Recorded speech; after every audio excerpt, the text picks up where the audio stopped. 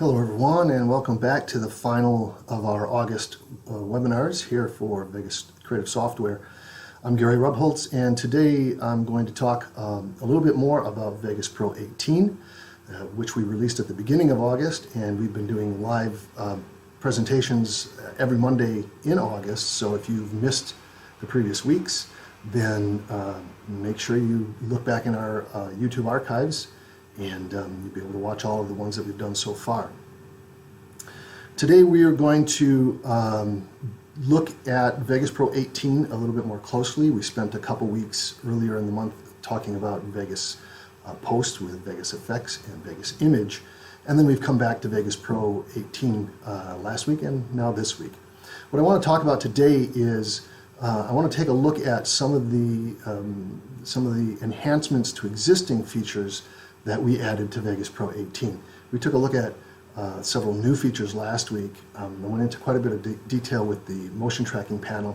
And in fact, there's still a little bit more detail that I want to talk about in the motion tracking panel, so I think I'll spend some time in there today. But I want to talk about some of the other improvements that we've made just to make your life easier and your workflow more efficient. So let me switch over to my screen here quickly. And again, Vegas Pro 18 comes in 4 different versions, including the subscription version, Vegas Pro 365, the edit version, the pro version, and the suite version. Just want to make sure everybody understands once again that all of these 4 options contain exactly the same version of Vegas Pro. The only difference is either the purchase model, either a subscription or a perpetual model, or the extra add-ons that come with various versions. So everything that I talk about in all of these webinars, and including last week and including today, work the same in all versions of Vegas Pro 18. Again, here at the bottom of the screen is a list of the new features. Too many to talk about all of them now, but you can see that there's a bunch of them. What I want to do today is to talk about, like I said, some of the improvements that we've made to existing features. So I'm going to talk about, as I mentioned, a little bit more motion tracking stuff, talk about in a little bit more detail the plugin windows and how we've redesigned the plugin windows to make it easier for you to find the filters and effects and transitions that you're looking for to just help you work more efficiently and speed up your workflow. I also want to take a look at the color grading panel and some of the things we've done to improve your workflow down there. Later on, we've got some video scope things that I want to show you, and I don't really think I'll be able to show you much of anything beyond that, but I do want to mention some of the improvements that we've made in the GPU support. We're constantly working on our hardware acceleration tools, and we've made some really nice enhancements to the GPU, to how we use GPU, how we provide GPU acceleration for you, including automatically detecting your drivers, the proper drivers, and enabling you to update your drivers real easily if you're not using the latest drivers. Keep in mind that not using the latest drivers for your GPU, for your video card, can often be the source of a lot of problems. So you want to keep those up to date, and we've made it very easy to do just by going to the Vegas Pro help menu and checking for updated drivers. We're also doing some auto configuration for GPU, so we'll take a look at what cards you have in your system, and we will make some choices for you on the best one to use for your projects. Of course, you can always override those if you feel that Vegas Pro has made the wrong decision and you want to use a different GPU. You've got full flexibility to go in there and do that. We've created some new updates for our HDR support, so we continue to be at the leading edge of HDR integration with Vegas Pro, and we continue to develop our HDR workflow and give you the tools that you need to work efficiently in HDR. So that includes more hardware acceleration in the encoding process when you're encoding to Intel HDR presets.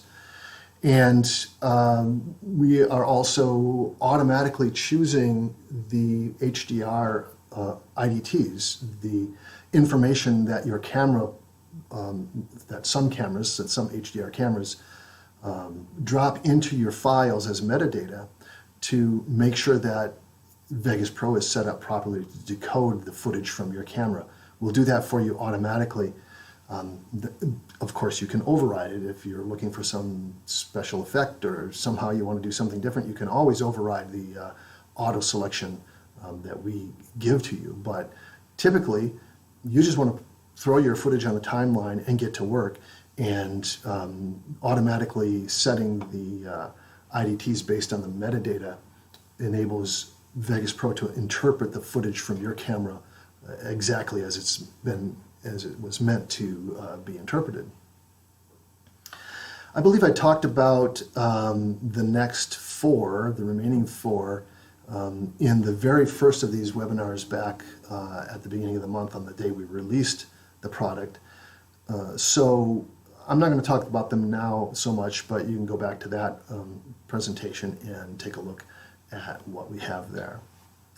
Okay, so let's go back to the motion tracking tools, and I'll switch over to Vegas Pro 18 here, and let's take a look at a couple of things that I wanted to show you in the motion tracking tool that I didn't get to last week. I'm going to do this fairly quickly so that we don't spend all of our time on it, but one of the things that I didn't mention when I talked about this last week is we've made it much, much easier now to do multiple masks with the masking tool. I'm just going to trim this down a little bit just to keep it processing time reasonable and so forth.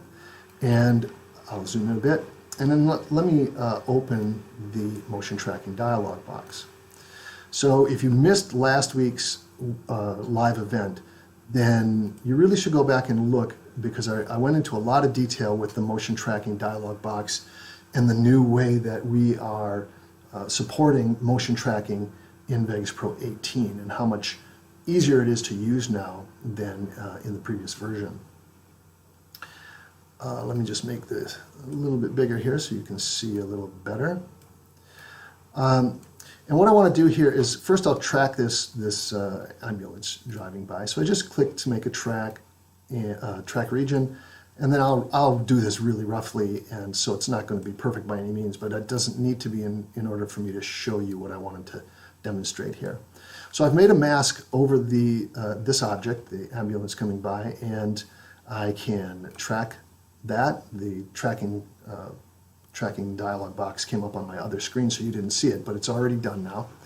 And if I play this, you'll see that track follows along pretty well with the truck. Now, if I was really doing this, obviously I'd spend much more time getting it exact. But the point I want you to see is that this mask follows along with the vehicle as it moves along. So it's going from left to right. Now, you've always had the ability to add more than one track to a sequence. And in previous versions, when you did tracking through the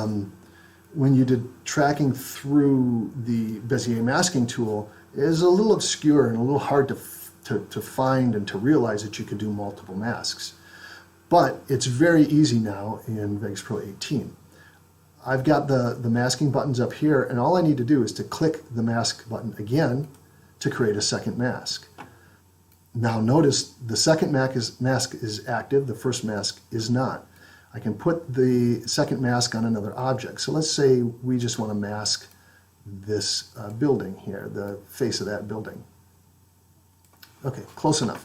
And I'll click the processing button, and it's doing the motion analysis, and there it goes. Now if I play this again, notice that this mask now moves from right to left, while the first mask was moving left to right. So as the building moves, and obviously, of course, I could have done a better job of masking, but you get the point that one is moving left to right, one is moving right to left. Let me just quickly add a piece of media here that we can track. and you'll see kind of the rough final result. I'll add this piece of media twice. Now the cool thing is that when I have separate masks like this, I'm just going to close this and get these trimmed down a little bit. When I have separate masks like this, I can work with each of them individually. So let's open it back up. And we have region 1 and region 2 available to us. Let's leave it on region 1 for now. And I'm going to take, you saw me do this last week. If you didn't, then make sure you visit that webinar from last week. I'll take the first one of these logos, and I'll apply a picture-in-picture to it and assign the motion tracking from region 1 to that artwork. And you can see there it is, small on my screen right there. Then I'll do the same thing with the second one. Oops, sorry. First, I'll switch to region 2. Now we're using this region up here, and then I'll apply that tracking to the second clip, and you can see it up there in the roof or in the sidewall of the building. And so I've got these two logos, and again, obviously, I would try to get the masking a lot better and do a lot better job, but to prove the point that I'm trying to make here, this is good enough. Now when I play this, you'll see this logo move along with the truck going this way, and you'll see this logo move along with the building heading this way. And sure enough. So you can add multiple motion masks to a sequence and tack different things to them and have them moving in all kinds of different directions. So it's really powerful and a really cool way to use masking. Hopefully, if you saw last week's presentation, you could tell that I'm excited about the new masking tools because they're so much easier to use and so much more versatile. And now you can see how easy it is to add multiple masks and create different, pin different objects to different things moving in different directions during the same sequence. So that's cool. All right, let's move on from motion tracking tools, and let's talk about the redesigned plugin windows. And the things I want to talk about here are the tabbed organization, the powerful plugin searching, third-party filtering, although I can't really show you that because I don't have any third-party plugins on this particular machine, but I can show you where it would show up if I did, and then creating favorites. So let's go back to Vegas Pro again. And let's say that I'm just going to delete all of these, and I'll just add the video clip back in again. Oops, not that one, this one. Add the video clip back in. And let's say that we want to add some effects to this, or we want to add some transitions and so forth. Now, I'm going to talk in terms of just video effects, but the video effects window, the transitions window, the media generators window, and the compositing windows all work exactly the same as what I'm about to show you with video effects. So everything you learn here in the next couple of minutes will work with all of those windows. Now, as you might know, with Vegas Pro, there are a couple of different ways that you can add effects to this event. The first way is I can click the Event Effects button. That takes me to the plugin chooser. And in the plugin chooser, I have all my old folder structure the way I used to have it in previous versions of Vegas Pro. So if you love to work that way and you love to have that folder structure, you can still get to it in the plugin chooser. So you haven't lost anything there. Let me cancel that. The other way to get to effects is to use, of course, the video effects window or the media generator window or the transitions window. In this case, I'll go to the video effects tab. And you see it looks totally different than the way it looked in previous versions of Vegas Pro. And at first, maybe you feel a little like you're a little ill at ease because you're not comfortable with where everything is, but it doesn't take any time at all to get really comfortable with this. And once you start using this system, I don't think you're going to go back. I don't think you're going to want to go back because this works so nicely. So what are we looking at here? Well, in the list on the left is all of the plugins currently loaded on my system. So the first way I could find my effects is I could go through the list and say, let's see, I want a black and white filter. I can choose that from the list, and then I get my thumbnails and so forth. Okay, that's one way to do it. It's probably the most difficult way to do it, and the most cumbersome way to do it. We've added a lot more organization now to the plugins. So notice across the top there are several tabs, and the first tab is the All tab, and that is why we see all of the plugins loaded on our system, because by default the All tab is selected. But we've also got several other tabs, and we've broken some of the plugins down according to different categories. You might recognize some of these categories from the old system, so we did bring some of those categories forward, but now we've made them tabbable interface, makes it very easy to get to. So if I want to see what my creative tabs are all about, or my creative effects are all about, I just click the creative tab. And you don't see much different in the list on the left because there's so many that fall into the category of creative. But as we click through some of these, notice that the list on the left, it changes size. Much shorter when I categorize, when I click the color tab to categorize my color plugins. My utilities, about the same size. My blurs, even a shorter list. So you can go through, depending on the type of plugin you're looking for, and choose the tab that you want to use. Now notice there is a third-party tab. Like I mentioned a few minutes ago, I don't have any third-party plugins on my machine, but if I did, and I click the third-party tab, they'd all show up here, and they would work just the same as all these others did. The other thing that would show up here if I had third-party plugins is a filter drop-down list. And what that filter drop-down list enables you to do is to filter your third-party plugins by just the manufacturer you're looking for. So if you've got Boris effects on your system, and you've got some new blue effects, and you've got some effects from FX Home, and wherever else you may be getting your third-party plugins, they would show up in this list, and you could use the filter tab, which would appear somewhere up in the bar here, to filter to just the manufacturer you want to use. So if you want just your Boris effects, choose Boris and filter just from that. Let me go back to the All tab and show all the plugins again.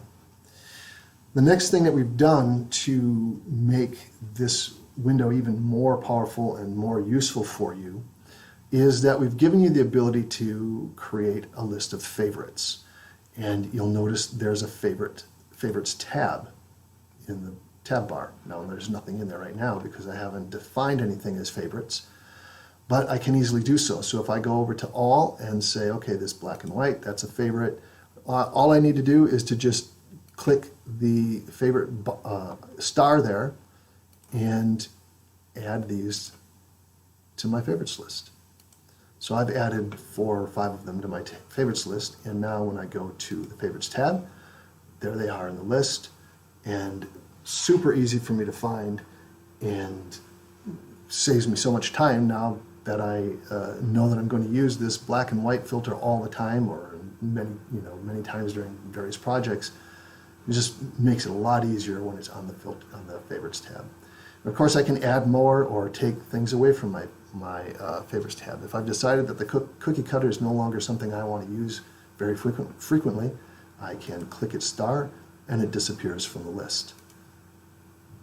And if I go back to the All tab, you see cookie cutters not selected here, but I can also remove things from favorites right here in the All tab. So I just click on the stars and they go away, and when I come back now I've only got 2 left in my favorites list.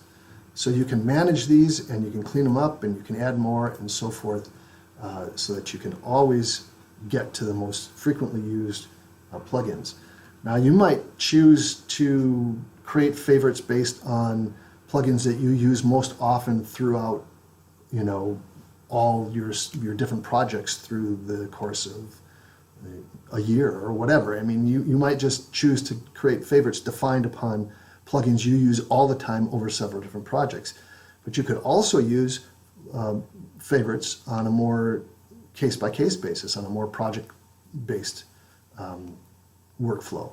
So for instance, if for some reason I have a particular project and I need to use that black and white filter over and over and over again, I can just make it a favorite and find it immediately whenever I want it by just going to the favorites.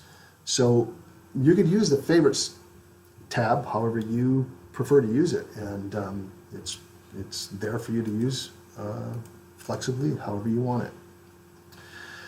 Okay, the final thing I want to talk about with the plugin window is hands down my absolute favorite feature of this new approach to plugins, and that is the search field.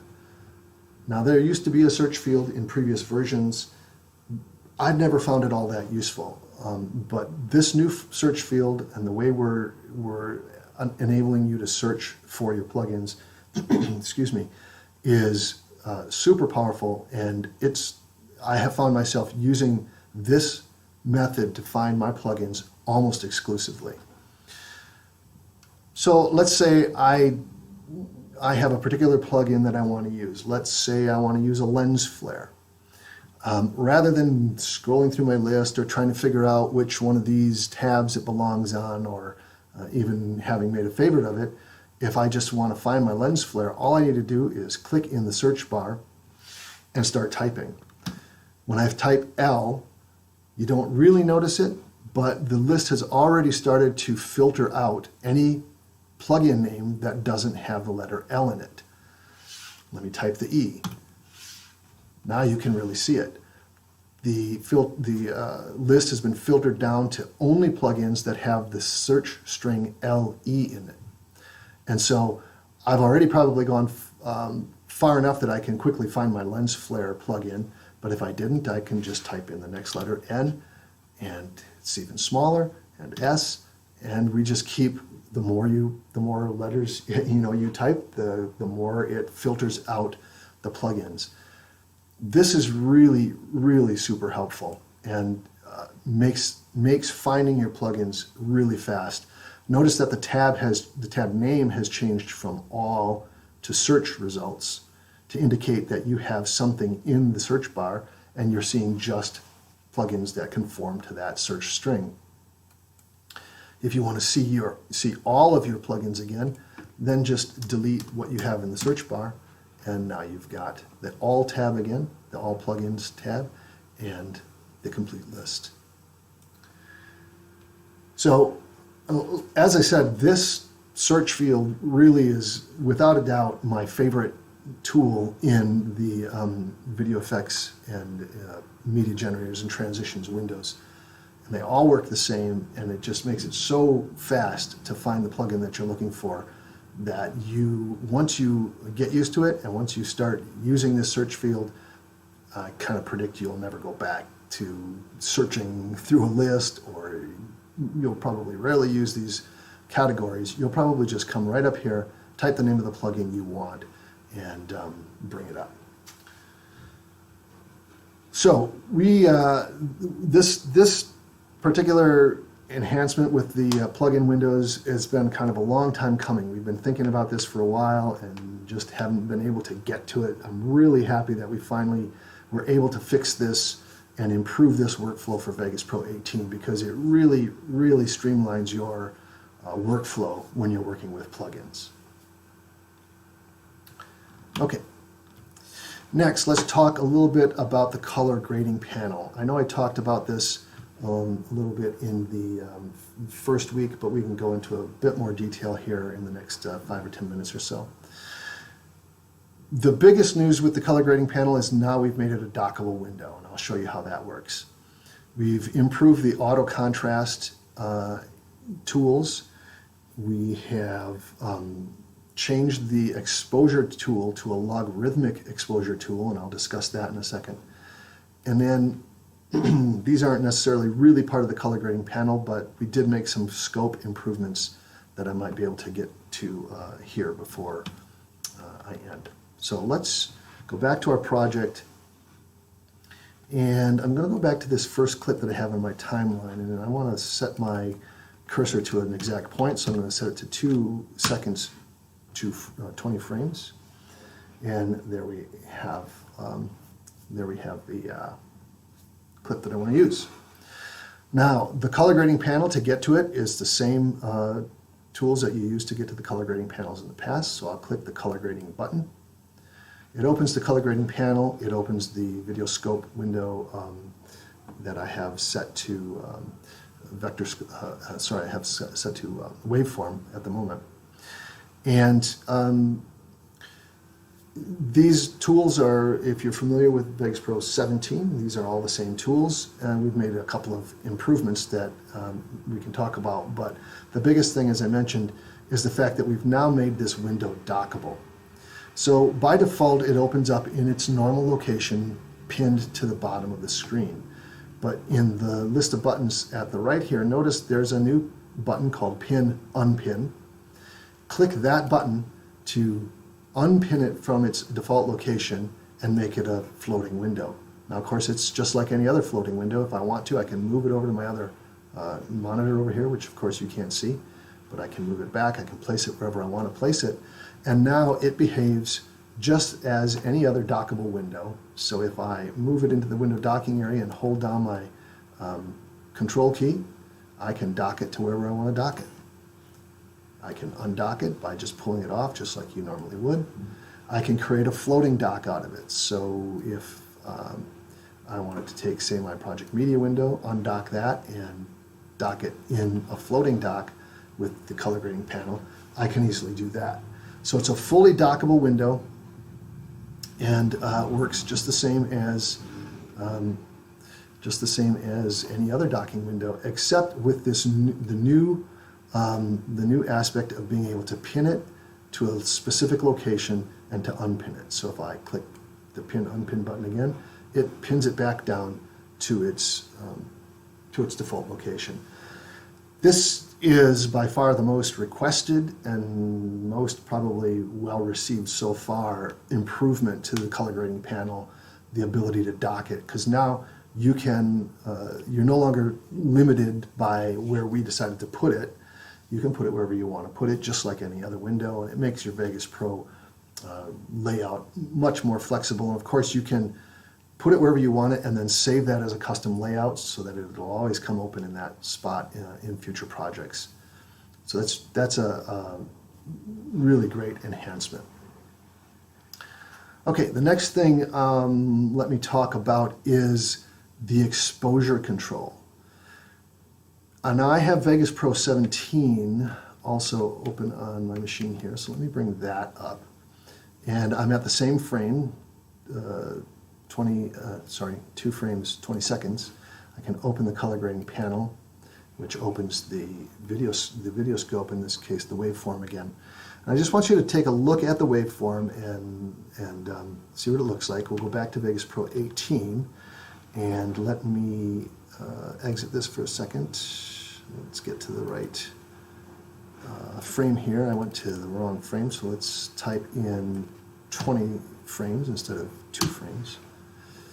So now, between Vegas Pro 17 and Vegas Pro 18, we have the same exact frame of the video. Now there's one thing I need to do before I show you this comparison, and that is I need to go to my project properties in Vegas Pro 18, and you might remember, if you were in the first one of these live trainings back in the beginning of the month, that one of the new features is that we have implemented full range for 8-bit projects as the default, and I talked about that a little bit in that webinar, so I'm not going to talk about it here now, but this is a really significant and really useful change. But in order to make this direct comparison that I want to make here between Vegas Pro 18 and Vegas Pro 17, I'm going to go back to the legacy 8-bit video levels pixel format, so that everything will essentially look the same. And now let me go to the color grading panel. So here's the waveform in Vegas Pro 18. It looks like I might still be on the wrong frame, so let me just check and make sure I I've got this right. No, I didn't. I still typed in the wrong frame, sorry. So I want to go 2 seconds, 20 frames. Okay, now I have the same frame in Vegas Pro 18. And you can see the waveform looks just identical to that in Vegas Pro 17. Now in Vegas Pro 17, the exposure control was based on a linear model. And that means that when you move the slider, no matter where the slider is, it moves along a linear path. And without getting into a whole lot of detail and mathematics that I don't understand and make myself look silly trying to explain math, I'll just show you the results. If I go into, in Vegas Pro 17, we're looking at 17 now, and I use the exposure tool, I'll just bring the exposure down. Maybe I want to darken this picture a little bit. Notice what happens to the waveform. And I don't have to move it very far before you see the waveform really starts to contract and really starts to crush down in the blacks. And let me just set this to exactly -1. And take a look at the waveform and how crushed it is down in the blacks and how far off the top the highlights are. And look how dark the video is in the preview window. Now let's go back to Vegas Pro 18. What we've done in Vegas Pro 18, instead of this control being a linear control, it's now a logarithmic control. Now the mathematics in the group could do a lot better job telling you what logarithmic means, but essentially I'll just say that instead of moving along a linear path when you move the control up or down, you're now moving on a logarithmic path, which is more of a curved path. So the adjustments that you make at one point of the slider have more or less effect than other points, than the same adjustment would make at other points of the slider.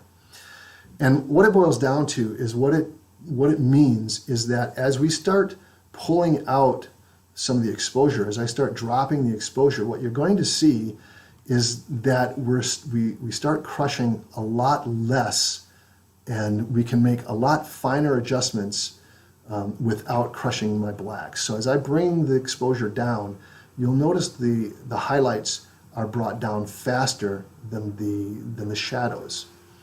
And the reason this is important, well, there are two reasons it's important. First of all, it gives you more flexibility and allows you much finer control over your exposure. But the second reason is that this control, the logarithmic control, now emulates the exposure control on your camera. So it's a much more camera-like feel and a much more useful feel. So let's start bringing this down, and hopefully you'll see what I mean. Now here I am almost down to 1, and notice how much less we've brought things down. And I can come down quite a bit before I get to the point we were at in Vegas Pro 17, where things look so dark and crushed. We're down all the way to 3.65 here.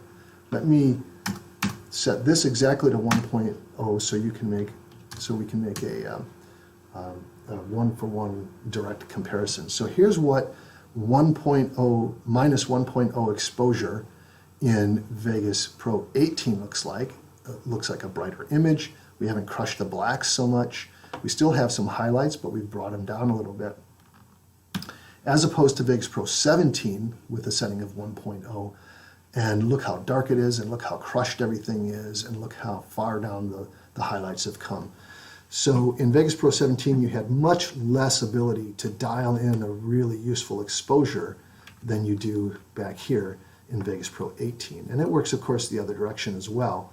As I start moving things up, I can go up farther before I really start blowing things out than I could back in Vegas Pro 17, where things just kind of shoot off the scale really quickly in Vegas Pro 17.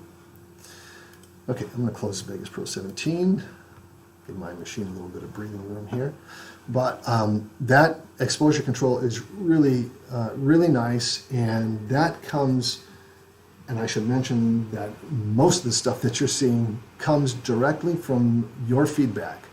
When we released the exposure tool in Vegas Pro 17, we got a lot of feedback right away that said, hey, this would be so much more useful if it was logarithmic and it worked more like my camera does. So it's really important for you to understand that when you give us feedback, of course, we can't make every change immediately and we can't get to everything as fast as we want to get to it. But we certainly listen and we certainly try to make the changes that you're asking for.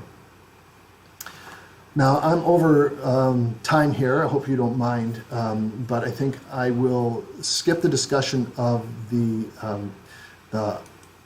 auto balance and auto contrast tools because I talked about this in the first week of these webinars. You can go back and look at that.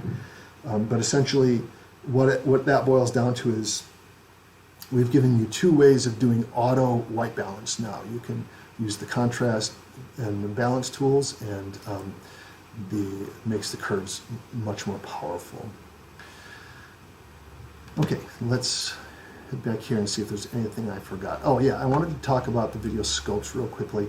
And I know that I also talked about scopes in week 1, so you could take a look at that. But just real quickly, let me mention a couple of things here with the scopes. I'm going to close the panel, the color grading panel, and I'll just manually open the video scopes window. And I'll make that a little bit bigger. Okay, we've been looking at the waveform. We didn't make any changes on the waveform, but we did make changes to both the vector scope and the RGB parade. So let's take a look at the vector scope first. This isn't a great clip to discuss this with because there are no people in it, but what you can see, as opposed to in previous versions, we now have a skin tone line here in the vector scope. The skin tone line is extremely useful for dialing in the right color correction and the right color treatment. Because if you get your skin tones right, then, well, first of all, skin tones, when you've got people in your shot, the skin tones are often the most important thing you want to focus on to make sure your people look natural and healthy. But if you can get your skin tones right, then it follows that many other things will be mostly right as well.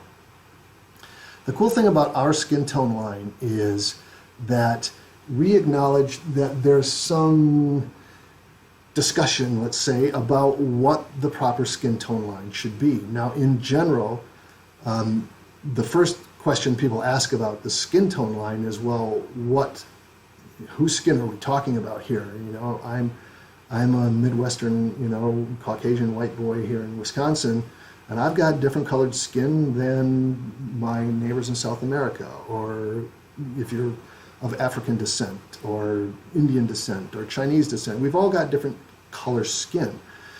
And so the first reaction is often, well, this is really insensitive because you have one skin tone line and you're not accounting for all the other skin colors. But in reality, the interesting thing is that one skin tone line actually does account for all of our skin tones, all of our skin colors. And the reason is because the vector scope measures two things.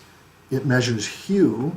As I move out in a direction on the wheel, I'm moving to different hues of color.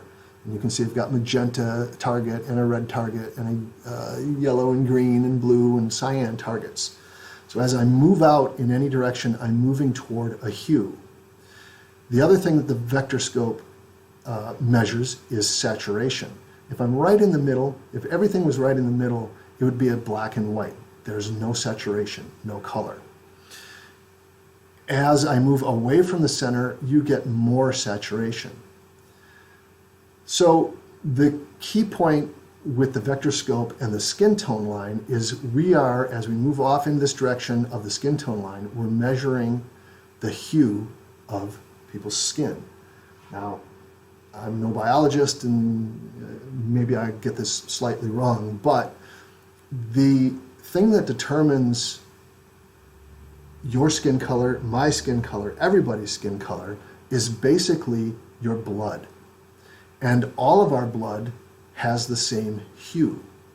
So the luminance or the brightness of our skin, none of that matters. What matters is the hue, and that's determined by our blood, which is all the same, and therefore, a pasty white guy like me has the same skin tone line, essentially the same skin tone line as somebody from Africa or of African descent. So it's important to understand that the same skin tone line works for all of us.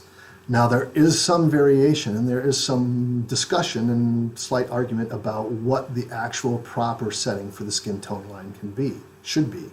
So what we've done is, if you click the settings tab, we have given you the ability to turn the skin tone line off and on, first of all. So I can turn it off, and now it's gone. But we've also given you the ability to change the angle. 123 is sort of the most accepted angle for the skin tone line. It points to the most accepted hue. But you can change this to whatever you want, and there's discussion about what is the correct. And let's just choose something wildly different. And notice that now my skin tone line is way down here. Now, most discussion will agree that the skin tone line is somewhere up in this area. But the point is, it can be different, and you might want to change your skin tone line based on your belief of what the proper setting is. You might also want to change your skin tone line based on some special effect you're after. Maybe you're trying to create an alien that's got more of a green cast to the skin or something like that. And you might want to set your skin tone line toward the green so that you can use it to make sure that your alien skin tones are matching your chosen skin tone line. Okay, so cool. And as far as I know, we are the only editor that allows you, enables you, I should say, to change the angle of that skin tone line. So that's a pretty cool little feature. The other feature the other scope that we've improved is the RGB parade scope. And here you see the traditional view of the RGB parade, where it breaks out the red, green, and blue waveforms separately. And sometimes this is super helpful, and you might want to go in and start doing some color correction and pump up your blues a little bit to match your reds, and pump your greens up a little bit, and maybe crush down on your reds a little bit to match a little bit, excuse me, to match a little bit more effectively the other colors. And it's a perfectly valid and perfectly useful way to work, but there are times where it would be more helpful to have these colors overlaying each other so that you can see them in a combined sense. And so we've added a drop-down list that gives you a combined view option. So here you see the red, green, and blue waveforms all mixed together. This is resulting in some yellows and different whites and different colors, but you can now clearly see that the red and the blue aren't really matching up, and you could go in and do your adjustments that way. You can turn off and on the various waveforms and see how they combine and see how they match up. So this combined view of the RGB parade scope is another really useful and helpful tool for creating your color corrections.